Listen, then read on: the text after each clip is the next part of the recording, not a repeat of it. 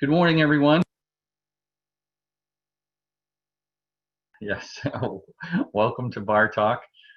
Uh, we're going to have a number of new items to bring to your attention, and possibly if there are some issues to bring to our attention too that we can share with the judicial branch, that would be great. In particular, we're starting to hear some feedback on Tyler Technologies hands-on training related to e-filing starting up in District 5.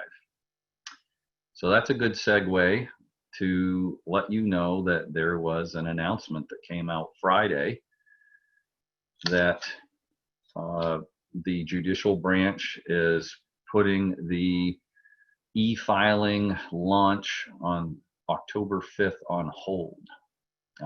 There has been a temporary breach of information at Tyler Technologies, and this posting is at the judicial branch website.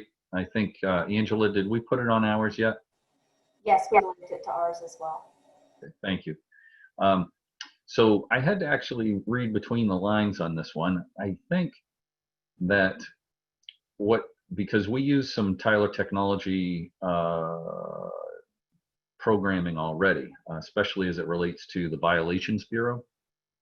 And it appears that the real reason that we are putting this on hold, or at least what I detect, is that it's right in the middle of the one-page announcement. It says, given the importance and scope of the project to Maine courts and the citizens we serve, the lack of availability of Tyler resources due to this incident, the rollout will be temporarily postponed. So we don't know what the new date's going to be, but I sense what it is our judicial branch wants to make sure there's a lot of Tyler resources available for issues that come up as we roll out the first launch, or as we were going to roll out the first launch on October 5th, and that they want to make sure that Tyler ties up their issue related to a breach of security incident so that there are resources on Tyler's side to give us all the assurances we need in Maine. So that's that announcement. So e-filing on hold. Then there was also another release that the judicial branch put out, and that was related to, that was on the 23rd, so on Wednesday, related to SJC 3 and SJC 8. We've got a new SJC 8. So with SJC 3, I believe that the only correction that they put together here was related to PC cases, and that PC cases need to follow the typical rules of the past, which is they're permitted to file petitions by paper. And then there was also a comment and a footnote where they're trying to bring this order in line with the electronic filing system to make sure it's clear that electronic filing system cases are still going to go electronic filing. And I think that, of course, was done just before the announcement that electronic filing would be put on hold.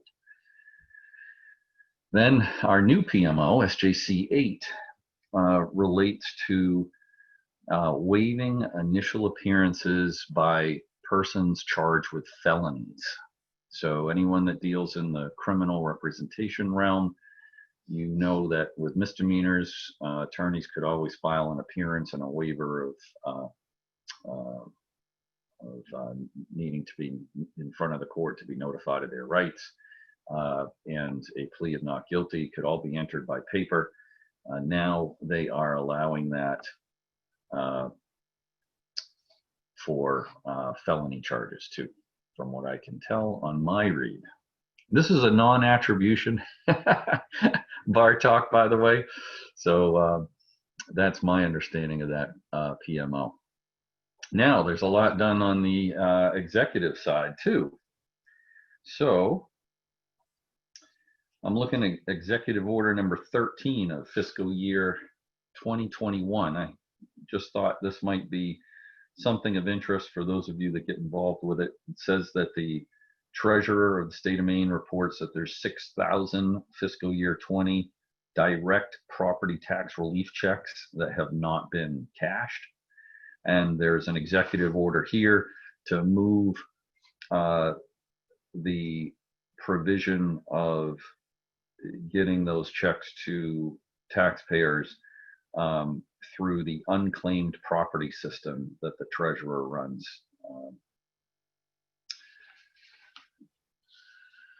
And we're all probably aware of that too, what the unclaimed property system is.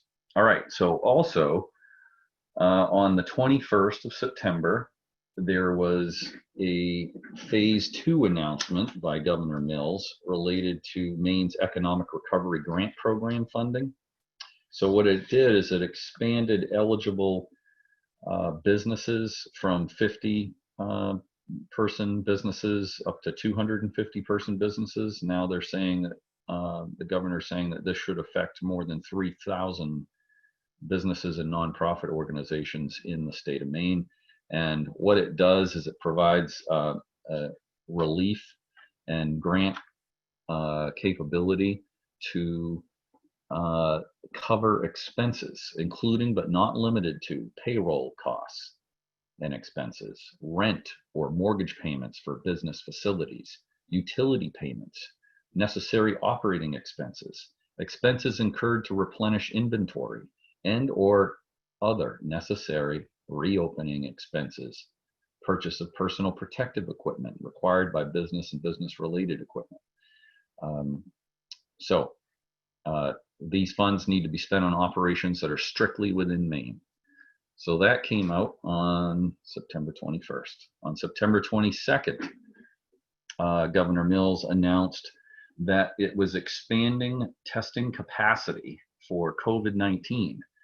So for those of you that are interested in COVID testing, especially as an employer or non-employer for clients, DHS covers the full cost of specimen collection and lab testing for any COVID-19 lab tests done at one of the state contracted swab and send sites through at least the end of October. For other testing sites, individuals should confirm coverage with their health plan, as well as ask about any payments that may be required. So this is a DHS standing order that complements but does not replace patients' relationships with their healthcare providers. Because the key with this is you can go get tested, get it covered by the state of Maine, and not need a doctor's note or directive to do so. So that's kind of a big change. They ask that people not abuse this practice. The governor's office asked that, and that it may be a good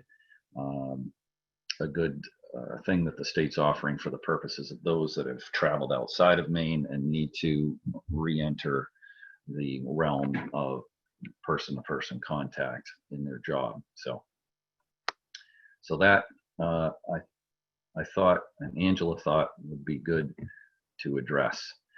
Also, the courts moved their administrative week.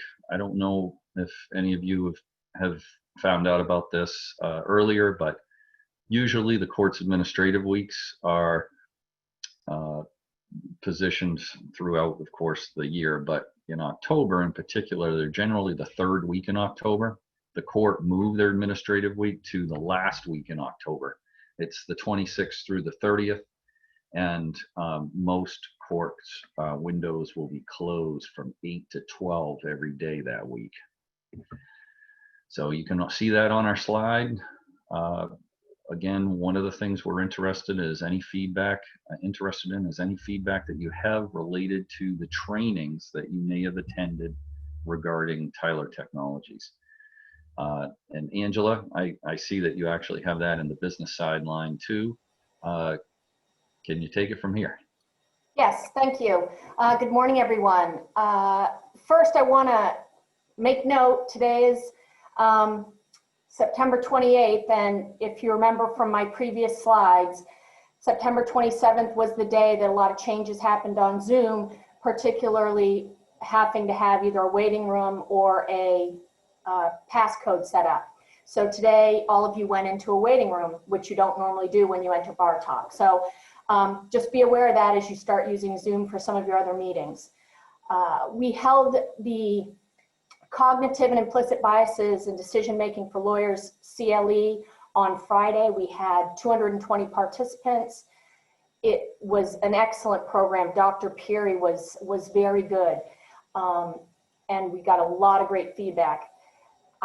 We're going to have at least 2 more sessions with her over the next 6 months. I think the next one is going to be in early December. I highly recommend you attend. It was very good.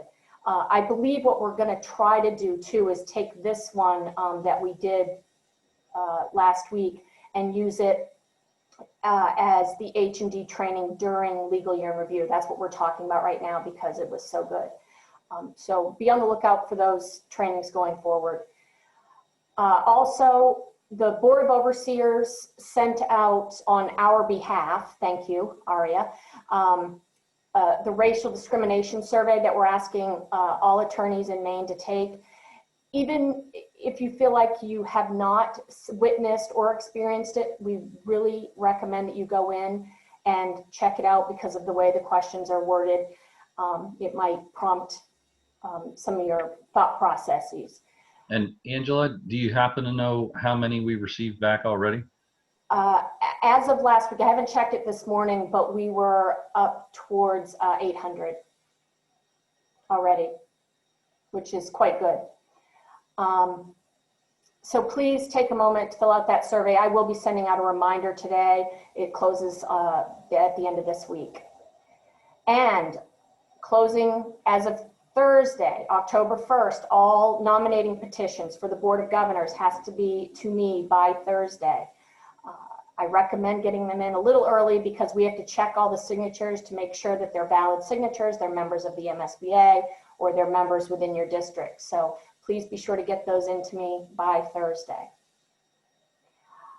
And I guess that's all I have today. Angela, thank you very much. I just wanted to piggyback on the feedback that we're requesting regarding any trainings that have been attended by our members for the actual direct hands-on training that Tyler was doing. We did hear from the section chair of the family law section. They had a meeting, I believe it was last week. Yeah, the 3rd Thursday of the month, I think, is when they meet. Or excuse me, the last Thursday of the month, I think, is when they meet. And they had indicated that there were a lot of people in the section meeting that were given feedback that the training by Tyler was not as helpful as they would have expected. And if there's any some specific feedback on that, we'd like to hear it and be able to share it with the judicial branch. I wanted to also just share an anecdote before we maybe address some of the chat that might be coming in, and that is that it occurred to me, and I was forgetting about this now and then, but I did bring it to the court's attention at least once. But over the course of this week, I have had at least 3 hearings in the court system with witnesses, and I brought this issue to the court's attention once, and other times I just plain out forgot. And I think it's important for all of us to remember, and that is that we started bringing witnesses to the witness stand in these hearings, and when the witnesses got off, we weren't wiping down the witness stand for the next witness that was getting up there. So keep that in mind when you have your hearing. It was something that I didn't even start thinking about until last week. And the marshals are really good about it. I mean, when I reminded one of the marshals, or the court, the marshal stepped right up. I offered to help, but the marshal said, no, no, no, I'm going to do that. It's just important for us to all know that we play a role in keeping our courts safe, and I'm thankful for everything that our court systems are doing right now. So, Angela, do we have anything that we want to share on the chat, or questions, or so forth? There was a question asking how many active members of the main bar there are, and I believe the number's around 5,500, but I would have to go onto the Board of Overseers site to double check that. At least from, I don't know if they have the actual numbers up to date, but I know from their annual report, it's somewhere around there. And I'd just like to clarify that a little bit too. The question may have related to our membership in the association. So there may be around 5,500 that are registered as attorneys in the state of Maine. I think there's a little over 1,000 that may be, at least historically, have been living outside the state of Maine. And of that, close to 1,500 actually, yeah. Well, yeah, close to 1,500. So we've got about 4,000 that are like in the state of Maine, and of those, we have about 75% of them that are members of our bar association. Dad? Yes, is that Jack? It is. I had some bad feedback earlier on the sound on this. And I didn't catch whether or not the training scheduled for Wednesday for the e-filing has been canceled in light of what the court's done with scheduling back that rollout of e-filing. Right, that's a good question, Jack. And you're looking just fine. So you got through just fine since last week that you were on board. That's great. Yes. Yeah, could you answer that? Well, I can. I think Angela, there we go. Julia can answer that. All right. I can jump in and be helpful today. Yes, I'm Julie Finn with the Maine Judicial Branch, and the training on Wednesday, hosted by the Maine Trial Lawyers Association, is actually on the REX rules. So those are the rules of electronic court proceedings, and that will go forward as scheduled. Okay. Good, thank you. You're welcome. Julie, I'm gonna have, I take it we can have staff watch, Absolutely. but yeah, I want at least one of ours to watch it, so. No, that's a great idea, Jack. Julie, is all the rest of the training done by Tyler Technologies? Has that been completed yet, the technical training? No, and in fact, the trainings for, I think it was Thursday of last week and for this week have been postponed. Okay. And everyone registered should have received an email about that. Okay. Well, Julia, I appreciate that. And we'll continue to ship you some feedback on that Tyler Technologies training too. Great, thank you. We're just about there. We're at 11:19. Are there any other things that people have to share that they've experienced that can help the group?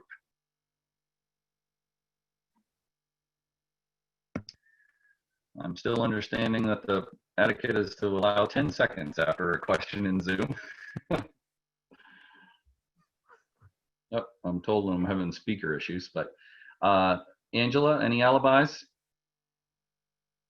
No, sir. All right, we're gonna have, we're hoping to have some business law section updates at next Monday's Bar Talk, as well as potentially a legislative update with our legislative liaison. So tune in next week. Everyone have a great week. Thanks, Thanks, Dan. Bill.